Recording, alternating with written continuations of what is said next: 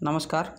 आदर्श शिक्षण समिति की तरफ से चलाई जा रही ऑनलाइन क्लासेज में आज हम क्लास 6 हनीशल्क बुक की पोएम नंबर 2 द काइट का चैप्टर 1 के बारे में अध्ययन करेंगे।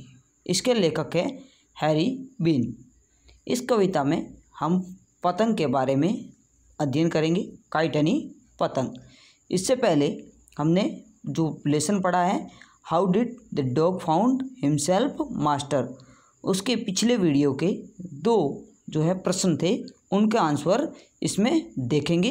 बाद में आज वाले इस पोइम के 2 अंतरों का अध्ययन करेंगे, उनका हिंदी अनुवाद करेंगे। चलिए शुरू करते हैं कल वाले वीडियो के आंसर के जवाब। तो पहला क्वेश्चन था why did he serve the lion for long time. ही यहाँ डॉग के लिए आया है, उसने जो है लॉयन की कई लंबे समय तक सेवा क्यों की। The dog serve the lion for long time. Dog ने लॉयन की लंबे समय तक सेवा इसीलिए की क्योंकि he had no complaint against him, क्योंकि उससे उसके बारे में कोई शिकायत नहीं आई थी। ही फील्ड सेफ एंड सिक्योर, और वो अपने आप को वहाँ सुरक्षित महसूस करता था। Who did he finally choose as his master and why. अंत में उसने अपना मास्टर किसको चुना और क्यों चुना। The dog finally choose a man as his master. अंत में एक आदमी को अपना मालिक चुना। द डॉग वाज कन्वेंस, क्योंकि कुत्ता कन्वेंस हो चुका था, या कुत्ते को पता चल गया था that man was stronger creature on the earth, कि मनुष्य ही पृथ्वी पर सबसे मजबूत या स्ट्रॉन्ग जानवर हैं। ये थे दोनों वीडियो के जो सवाल डाले गए थे उसके आंसर। इसी के साथ ये लेसन पूरा होता है और आज स्टार्ट करते हैं अगली इसी पार्ट की जो पोइम है द काइट, उसकी डिफ़िकल्ट वर्ड की। पहली मीनिंग है हमारे BRIGHT, ब्राइट। ब्राइट का अर्थ होता है सुंदर और चमकदार। दूसरी है ब्लू, BLUE, ब्लू यानी नीला। तीसरी स्काई, SKY। चौथी DIVE, डाइव। डाइव का अर्थ होता है गोता लगाना। जैसे पतंग हवा में लहरती है, एक बार ऊपर उड़ती है, दूसरी बार नीचे आती है, उसको डाइव कहते हैं। डीप यानी झुकाव, ऊपर से जब नीचे की तरफ झुकती हैं। स्नैप्स का अर्थ होती है फर्राते हुए चलना। लाइक यानी जैसे। SOARS, सोर्स यानी ऊपर की तरफ। जैसे ये पानी की लहर होती है, इसका ये जो ऊपर का हिस्सा होता है इसको सोर्स कहते हैं। शिप, SHIP, शिप यानी जहाज। ONLY, ओनली यानी केवल। SAIL, सेल का अर्थ होता है पाल। पाल का मतलब वो बड़ी जहाज होती है जिसके ऊपर ऐसा हवा का पार होने के लिए जो चद्दर लगा हुआ होता है उसको सेल या पाल कहते हैं। OVER, ओवर का अर्थ होता है ऊपर, मतलब शिप के ऊपर ये जो सेल होता है वैसा। उससे आगे TIDE, टाइड का अर्थ होता है ज्वार और भाटा। क्या होता है कि समुद्र का जो पानी है वो जो है समुद्र के किनारे से ऊपर आकर नीचे गिरता है और कुछ देर बाद वो वापस जो है सरक कर पीछे चला जाता है। ये स्थिति ऊपर से नीचे गिरना या किनारे से बाहर आना, ये तो ज्वार कहलाता है, और पानी वापस जाना इसको भाटा कहते हैं। दोनों को अंग्रेजी में टाइड कहते हैं। WIND, wind. विंड का अर्थ होता है हवा। RIDE, राइड का अर्थ होता है सवारी करना। CLIMB, क्लाइंब का अर्थ होता है चढ़ना। CREST, क्रिस्ट यानी शिखर। पर्वत का जो ऊपर का हिस्सा होता है उसको क्रिस्ट या शिखर कहते हैं। PULL, पुल यानी वापस खींचना। GUST, गस्ट का अर्थ होता है पवन का झोंका। SWEM, सीम यानी लगती है।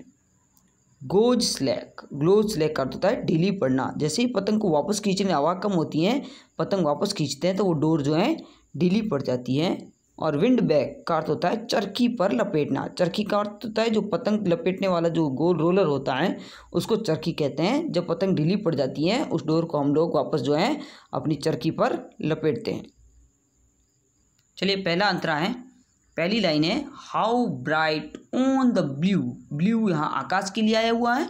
नीले रंग का जो आकाश है उसमें हाउ यानी कैसे, ब्राइट यानी चमकदार दिखती है। इज ए काइट, एक पतंग, व्हेन इट्स न्यू, कि एक नई पतंग जैसे ही पहली बार उसको उड़ाया जाता है आकाश में बहुत ही चमकदार लगती है।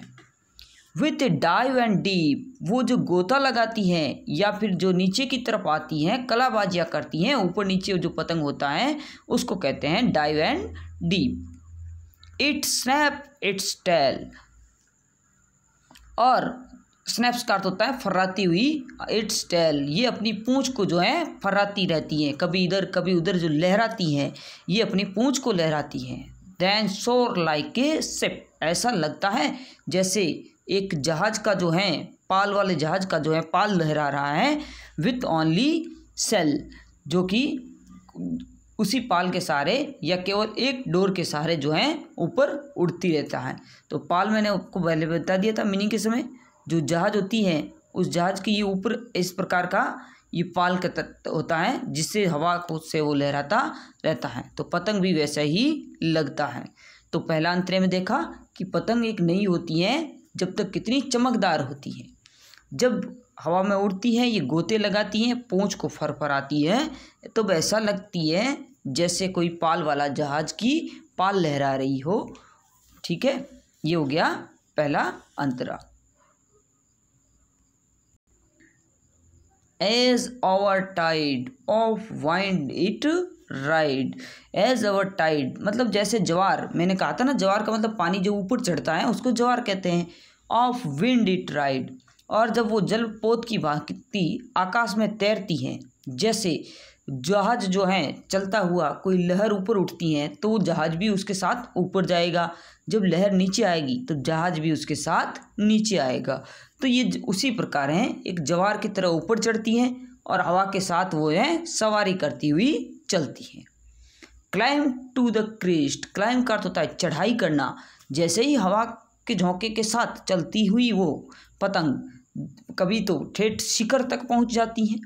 एंड गस्ट एंड पुल, और फिर गस्ट का अर्थ हुआ हवा के झोंके, जैसे ही उसको वापस भी खींचते हैं। जब पतंग उड़ाते हैं तब हाथ में ऐसा लगता है कि कोई वह उसको खींच रहा है। देन सीम रेस्ट, बाद में कुछ समय के लिए वो रेस्ट करती है। रेस्ट का मतलब आकाश में हवा स्थिर हो जाती है तो पतंग जो है हिलना डुलना बंद कर देती है। एज वाइंड फॉल, और वैसा करती है जैसे ही हवा रुक जाती है तो वो स्थिर हो जाती है। वैन स्ट्रिंग गोज स्लैक, जब हवा स्थिर होने के बाद हवा बंद हो जाती है, उसकी जो स्लैक है, उसकी जो डोर है वो ढीली पड़ जाती है। यू विंड इट बैक, और आप उसको वापस, विंड इट बैक का अर्थ हुआ चरखी पर लपेट सकते हैं। चरखी का मतलब जो पतंग लपेटने के लिए होता है, कुछ लगभग बेलनाकार आकृति का होता है, बीच में से मोटा, उस पर आप उस धागे को वापस लपेट सकते हैं। तो ये तो थे हमारे 2 अंतरे। इसके बाद मैंने इसके 5 जो है क्वेश्चन दिए हैं, साथ में उसके ऑप्शन भी दिए हैं। आपको उनमें से जो सही है वो आंसर पर राइट करके देना है। उसके साथ ही PDF में आपको इन दोनों की हिंदी भी मिल जाएगी। तो आपको दोनों अंतरे लिखने हैं, इसकी मीनिंग लिखनी है और इसकी हिंदी लिखनी है, और बाद में होमवर्क में आपको वो 5 क्वेश्चन करने हैं। तो ये पहला पैराग्राफ जिसकी अभी हमने हिंदी की है, उसकी मैंने पूरी हिंदी यहाँ लिख दी है और आपको यह उतारना है। उसके बाद जो है दूसरा पैराग्राफ, ये दूसरा पैराग्राफ है, इसकी भी पूरी हिंदी लिखी हुई है, आपको इसको भी वैसे का वैसा कॉपी में उतारना है। तो हमारे पास कुछ 15 एक मीनिंग हैं और 2 अंतरे हैं। और इसके अलावा जो 5 क्वेश्चन हैं वो देखिए। ये पहला क्वेश्चन है, what is kite compare to. Kite यानी पतंग की तुलना इस पाठ में किससे की गई है? पेड़ से, बोट से, सेल से या शिप से। आपको जो राइट है उस पर राइट करना है। Who is the poet of the poem, इस कविता का पोइट कौन है? जब मैंने इंट्रोडक्शन दिया था, परिचय दिया था, तब कवि का नाम लिखा हुआ था। What's happened kite all sudden, अचानक जो है पतंग के साथ क्या हो जाता है? ठीक है, 3 सवाल ये हो गए और 2 सवाल और। चौथा सवाल है, when does the kite loss it's energy, हवा में जो है पतंग अपनी एनर्जी या कमज़ोर कब हो जाती हैं, वो जो है अपने आप को कमज़ोर कब महसूस करती हैं। 5वां, what does the kite flyer do at the last, जब अंत में कमज़ोर हो जाती है हवा तब उसको जो है पतंग उड़ाने वाला काइट फ्लायर वो क्या कर सकता है? ठीक है। इसके बाद जो है आंसर आपको पाँचों के अगले वीडियो में मिल जाएंगे। धन्यवाद।